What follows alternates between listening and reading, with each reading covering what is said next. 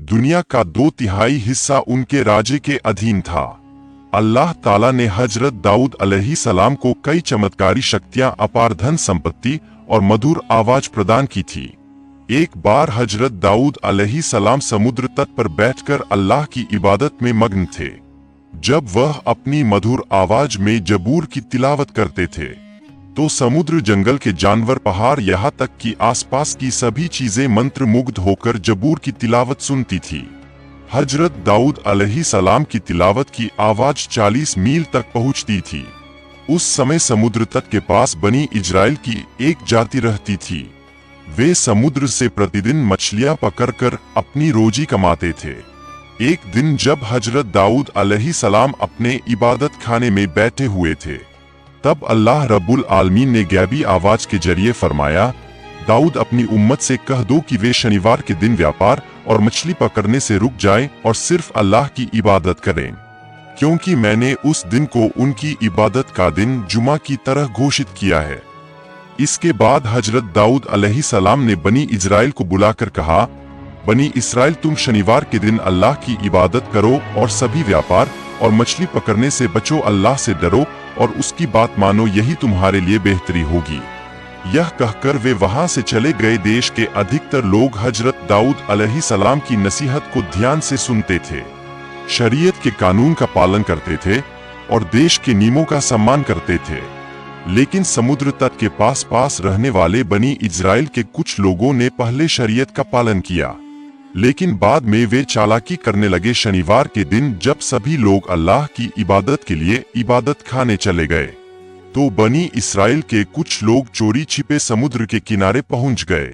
उन्होंने देखा कि शनिवार के दिन समुद्र किनारे बहुत सारी मछलियां खुद ब खुद आ गया और वे कहने लगे, सप्ताह के किसी और दिन इतनी मछलियां नहीं दिखती, तो क्यों ना हम शनिवार को ही मछलियां पकड़े, फिर हमें बाकी दिनों में मेहनत करने की जरूरत नहीं पड़ेगी।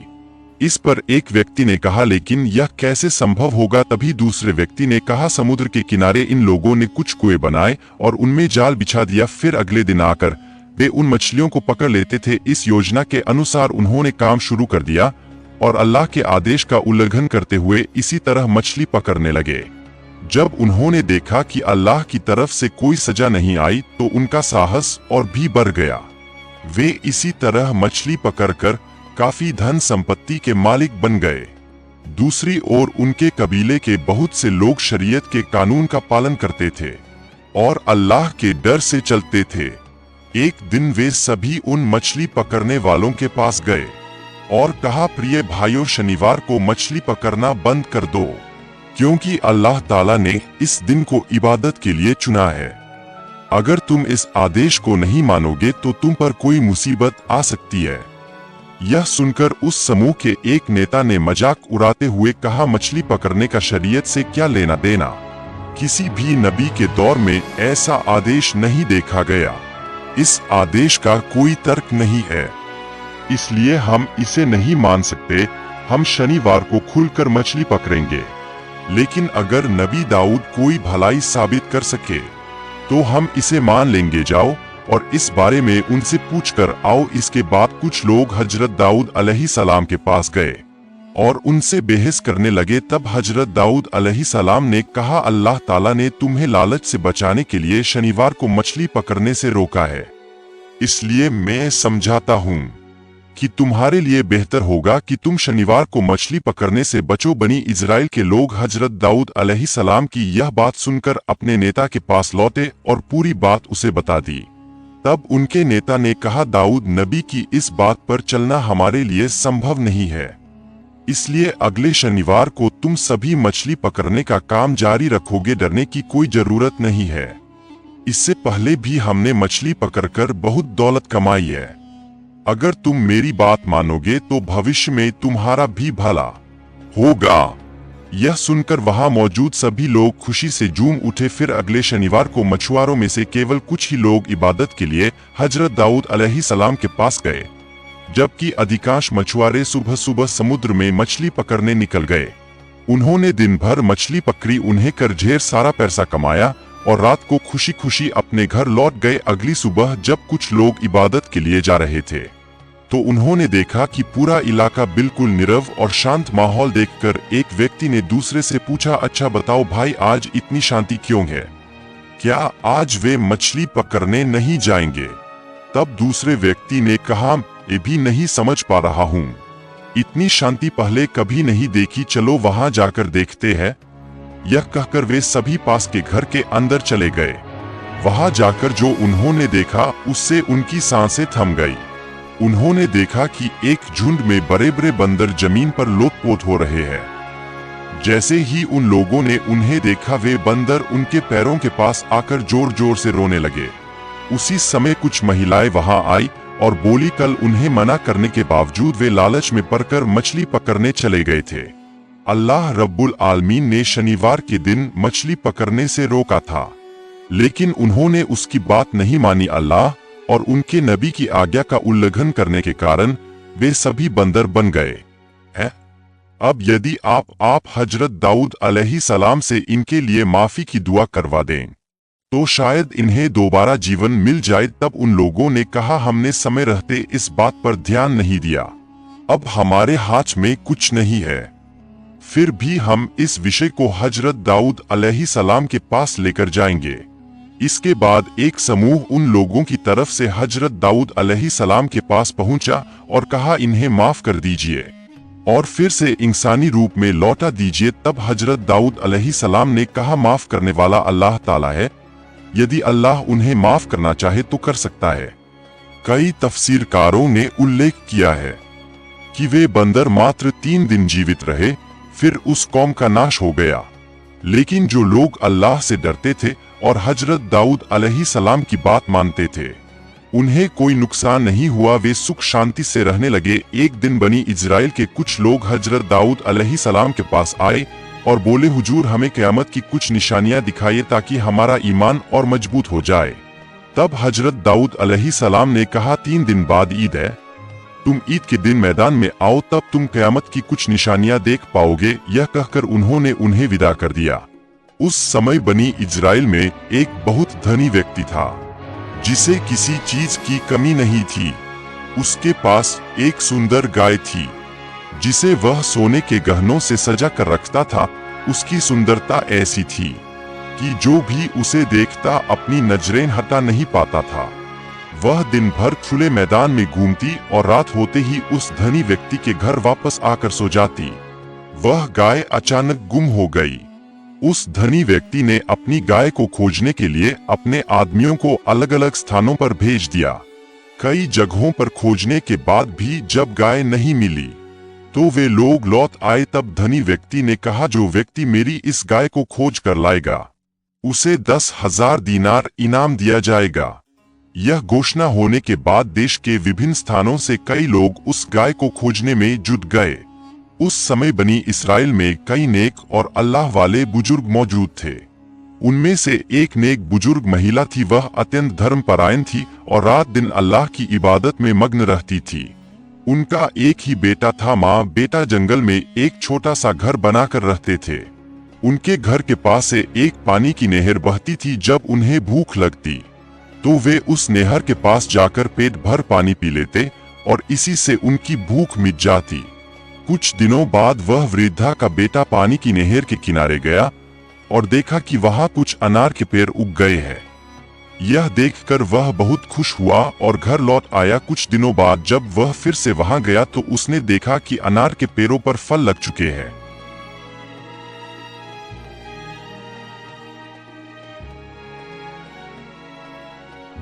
वह उन फलों को तोड़कर घर ले आया और माँ बेटे दोनों ने पेट भर कर अनार खाया। इस तरह नहर का पानी और पेड़ों के फल खाकर उनका जीवन चलता रहा। लगातार 70 वर्षों तक वे इसी तरह अल्लाह की इबादत करते रहे और नहर के पानी तथा पेड़ों के फलों से गुजारा किया। एक दिन वह वृद्धा का बेटा अपनी माँ से बोला, माँ हम 70 वर्षों से एक ही तरह का खाना खा रहे हैं। अब दिल चाहता है कि हम बाजार से कुछ और खाना खरीद कर खाएं। तब वृद्धा माँ ने कहा, तुम्हें पैसे कहाँ से मिलेंगे? बेटे ने कहा, मैं इस पेड़ से 2 अनार तोड़कर बाजार ले जाऊंगा और उन्हें बेचकर जो पैसे मिलेंगे उससे खाना खरीद कर लाऊंगा। तब माँ ने कहा, बेटा अल्लाह ने हमें जो कुछ दिया है हमें उसी पर संतुष्ट रहना चाहिए। हमें किसी अतिरिक्त चीज की इच्छा नहीं करनी चाहिए। हमें नए भोजन की कोई जरूरत नहीं है। माँ की इस बात को सुनकर बेटा संतुष्ट नहीं हुआ, वह बार बार यही बात कहता रहा। तब माँ ने तंग आकर कहा, जो तुम्हारी इच्छा हो वही करो। इसके बाद अगले दिन वृद्धा का बेटा अनार के पेड़ से 2 फल तोड़कर बाजार चला गया। उसने वे दोनों फल बेच दिए और जो पैसे मिले उनसे बहुत सा खाना खरीद कर घर लौट आया। बुजुर्ग माँ ने जब यह देखा तो उसने कोई भी खाना नहीं खाया। तब बेटे ने कहा, माँ अगर आप कुछ नहीं खाएंगे तो मैं भी नहीं खाऊंगा। जबूरी में माँ को कुछ खाना खाना पड़ा। इस तरह दिन भी गया। अगले दिन सुबह वृद्धा का बेटा फिर से अनार के पेड़ के पास गया और देखा कि पेड़ पर कोई फल नहीं लगा था। यह देखकर वह निराश होकर घर लौट आया और माँ से कहा, माँ अचानक से आज मैं देख रहा हूँ कि अनार के पेड़ पर कोई फल नहीं आया। बेटे की यह बात सुनकर माँ कुछ नहीं बोली। इसी तरह 3 दिन बीत गए लेकिन पेड़ पर कोई फल नहीं आया। आखिरकार वे दोनों बहुत भूख से व्याकुल हो गए। माँ और बेटा चिंता में इधर उधर घूमने लगे। उसी समय उन्होंने देखा कि एक सुंदर स्वस्थ गाय उनके घर के पास आकर घूम रही है। यह देखकर माँ और बेटा जल्दी से अपने घर के सामने आए। अल्लाह के हुक्म से गाय की जुबान खुल गई और वह बोलने लगी, तुम लोग मुझे कुर्बान कर दो और मेरा गोश्त खाओ। अल्लाह ताला ने मेरा गोश्त तुम्हारे लिए हलाल कर दिया है, इसलिए हलाल गोश्त खाने में तुम्हें कोई हिचकिचाहट नहीं होनी चाहिए। गाय के मुंह से ये बातें सुनकर माँ और बेटा बहुत चिंतित हो गए। तब वृद्धा ने कहा, पता नहीं यह गाय किसकी है और अगर हम इसका गोश्त खाएं तो कहीं हम किसी परेशानी में ना पड़ जाए। बेटे ने कहा, गाय खुद कह रही है कि वह हमारे लिए हलाल है, इसलिए अगर कोई गुनाह होगा तो वह गाय पर होगा, हम पर नहीं। माँ हमें इस गाय को बेझिझक हलाल कर सकते हैं। इसके गोश्त से अपनी भूख मिटाने चाहिए। सब कुछ अल्लाह की मर्जी से ही हो रहा है। अल्लाह ताला ने हमारे लिए अनार का फल रोक दिया और शायद इसी कारण से यह गाय भेजी है। जब वे गाय को जिबाह करने के लिए उसके पास आए तो गाय ने खुद अपना सिर जमीन पर रख दिया। फिर वृद्धा का बेटा अकेले ही गाय को जिबाह कर सारा काम पूरा कर लिया। अंत में उन्होंने गाय के गोश्त से कबाब बनाया और छाया और कुछ अगले दिन के लिए रख दिया। इधर बनी इजराइल का वह धनी व्यक्ति अब अपनी गाय की खोज के लिए एक महिला को अलग अलग घरों में जाकर तलाश करने का आदेश दिया। वह महिला गाय को खोजते खोजते जंगल के अंदर एक सुनसान जगह में उस वृद्धा के घर के सामने पहुंची। वहां उसने देखा कि गाय की खाल और उसकी पुरानी हड्डियां पड़ी हुई थी।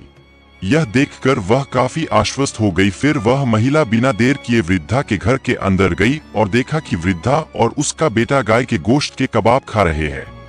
यह देखकर वह महिला बोली, बहुत भूखी हूँ, क्या आप लोग मुझे भी कुछ कबाब खाने के लिए देंगे? यह सुनकर वृद्धा ने उसे कुछ खाने के लिए दिया। तब महिला ने कहा, वाह, यह कबाब तो बहुत स्वादिष्ट लग रहे हैं। मैं कुछ अपने घर ले जाना चाहती हूँ ताकि वहाँ मजे से खा सकूं। यह कहकर वह महिला वहाँ से चली गई, लेकिन वह अपने घर नहीं गई, सीधा उस धनी व्यक्ति के पास पहुंची और बोली, हुजूर, आप जिस गाय को ढूंढ रहे हैं मैं उसकी जानकारी लेकर आई हूँ। उसकी रकम दी और पूछा, मुझे मेरी वह शौकीन गाय कहाँ है? महिला ने कहा, आपकी गाय अब जिंदा नहीं है, लेकिन जिन्होंने उसे जिब्हा किया है उनका पता बता सकती हूँ। धनी व्यक्ति ने पूछा, बताओ वे लोग कौन हैं? महिला ने कहा, इस जंगल के एक सुनसान इलाके में एक वृद्धा और उसका बेटा एक छोटी सी झोपड़ी में रहते हैं। वे इबादत का झूठा दिखावा करते हैं, लेकिन असल में चोरी और डकैती करते हैं। उन्होंने आपकी गाय को कुर्बान कर दिया और उसका कबाब बनाकर खा लिया। गाय की खाल और हड्डियां अभी भी बाहर पड़ी है। यह देखिए, इसका सबूत आप तुरंत अपने आदमियों को भेजकर उन्हें गिरफ्तार करवाइए। इसके बाद धनी व्यक्ति ने देर किए बिना हजरत दाऊद अलैहिस्सलाम के पास जाकर पूरी घटना सुना दी। तब हजरत दाऊद अलैहिस्सलाम ने कहा, तुम लोग जाओ और उस वृद्धा और उसके बेटे को यहाँ पकड़ कर ले आओ। कुछ समय बाद जब हजरत दाऊद अलैहिस्सलाम इबादत गाह में थे, तभी अचानक हजरत जिब्राइल अलैहिस्सलाम वहां तशरीफ लाए और कहने लगे, अल्लाह के नबी हजरत दाऊद अलैहिस्सलाम बनी इसराइल के इस धनी व्यक्ति ने जो इल्जाम लगाया है, उसके पीछे एक बहुत बड़ा रहस्य छिपा हुआ है। यह धनी व्यक्ति कभी उस वृद्धा के शौहर का नौकर हुआ करता था। वृद्धा का शौहर एक समय बहुत बड़ा व्यापारी था। एक बार वह अपने इस नौकर को साथ लेकर व्यापार के लिए सीरिया गया। रास्ते में लंबी यात्रा से थककर वे एक सुनसान जगह पर आराम करने लगे। तभी इस नौकर के मन में बुरा ख्याल आया और उसने वृद्धा के शौहर को सोते समय कत्ल कर दिया। फिर उसके सभी बकरियों और माल असबाब को लेकर मिस्र चला गया। वहां जाकर उसने सब कुछ बेच दिया। बस इसी एक गाय को छोड़कर इस तरह वह ढेर सारे पैसे का मालिक बन गया। जब वह अपने देश वापस लौटा तो झूठे प्रचार के जरिए समाज में एक अमीर आदमी के रूप में मशहूर हो गया।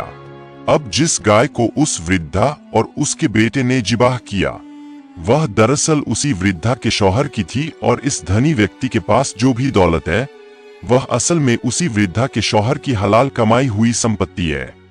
इसलिए अब आपको इस मामले में न्याय करना होगा। यह कहकर हजरत जिब्राइल अलैहिस्सलाम वहां से चले गए। कुछ समय बाद हजरत दाऊद अलैहिस्सलाम के आदमी उस वृद्धा और उसके बेटे को उनके दरबार में हाजिर कर लाए।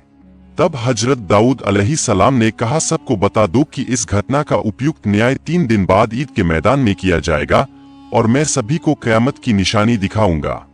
यह कहकर सभी एक एक करके विदा हो गए। अगले दिन ईद के मौके पर लोग धीरे धीरे ईदगाह में जमा होने लगे। तय समय के अनुसार हजरत दाऊद अलैहिस्सलाम ने पहले अपनी मधुर आवाज में जबूर की तिलावत की। सभी लोग उनकी मधुर आवाज में की गई जबूर की तिलावत को मंत्र मुग्ध होकर सुनते रहे। अंततः हजरत दाऊद अलैहिस्सलाम ने उस धनी व्यक्ति वृद्धा और उसके बेटे को सबके सामने पेश किया। फिर हजरत दाऊद अलैहिस्सलाम ने धनी व्यक्ति से कहा, यह वृद्धा भूख की मजबूरी में तुम्हारी गाय जिबाह करके खा गई। इसके अभाव को दूर करने के लिए मुझे पहले ही कुछ करना चाहिए था, लेकिन समय पर मैं ऐसा नहीं कर सका। इसी कारण से इन्हें तुम्हारी गाय को जिबाह करना पड़ा। इसलिए तुम इन्हें माफ कर दो। तब धनी व्यक्ति बोला, नहीं, माफ नहीं करूंगा।